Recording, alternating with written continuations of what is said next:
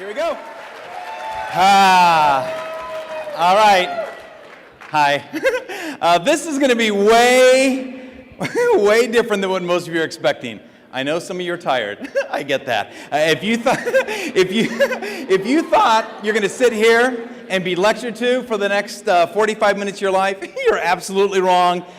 This is going to be really fun. Being able to laugh at yourself, being able to find the joy in things that happen to you that you wish didn't happen. As a matter of fact, the most ridiculous thing that's ever happened to me my entire life, what I'm going to tell you right now is my all-time favorite. In Texas, there's a chain of restaurants called Taco Cabana, all right? Taco Cabana is really good. To me, I love it. It's kind of like Taco Bell, except Taco Cabana serves food. And so every time, no, I'm just serious. And so every time I go to Texas, I eat there because it's only located in the state of Texas for the most part. They're really great. And again, here's one great thing about Taco Cabana, is that part of the branding for the name of Taco Cabana and the restaurants is they built them all pretty much off the same blueprints. So when you walk into Taco Cabana, you know what to expect. You know where the counter is going to be, you know where the salsa bar is going to be, where the table configuration is going to be. It's all pretty much exactly the same. Starbucks are kind of the same. McDonald's are kind of the same, but Taco Cabana looks exactly the same. So conceivably, you could be anywhere all over the state of Texas and technically forget where you are because, you know, they all look exactly the same, right? They all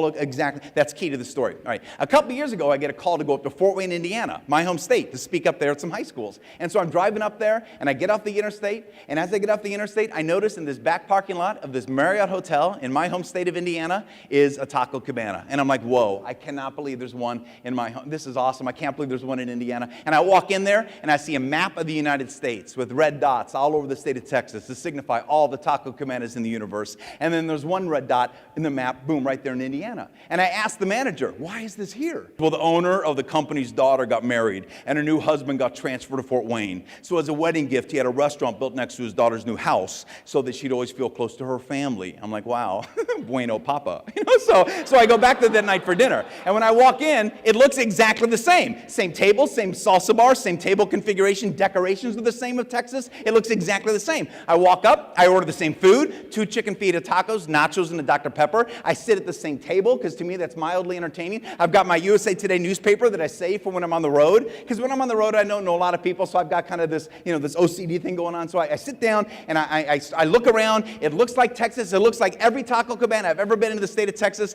and I'm just so thankful to be there. And I start enjoying my Taco Cabana feast. 5 minutes into dinner, a guy sits at a table next to me. Everything I'm telling you right now happened within a flash. I look at the guy. I notice he has on an Indiana University sweatshirt. It's a red sweatshirt, white letters. All it says is Indiana. I'm like, oh my gosh. I get up from my table. I go over to this total stranger and I say, hey, I'm from Indiana.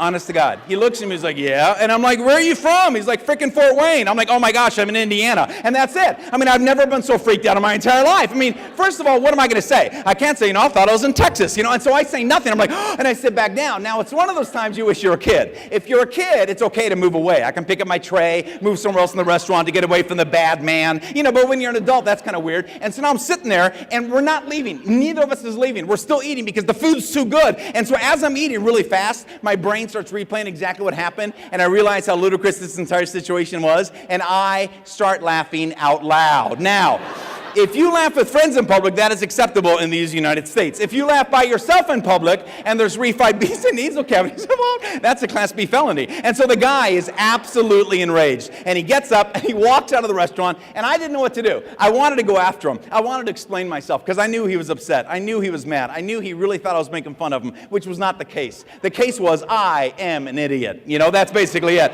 But, you know, he didn't know that, and he made up a story. And I guarantee you he was going to be in a bad mood. I could tell for the next few minutes, next few hours, next few days of his life, because it simply, you know, it just simply wasn't true. And we do that all the time. There's no bigger enemy in the world than that voice inside of you that always tells you you're not good enough, or the world's out to get you, or things are piling up, and we start thinking of the worst. One of the greatest gifts you can give to yourself is to be aware when you're telling yourself a story, when you simply are not basing it on facts. You're basing it on past experience, you're basing it on hunches, you're basing it on what you think could be, but until you know the truth, you have to allow yourself the opportunity to look for the good.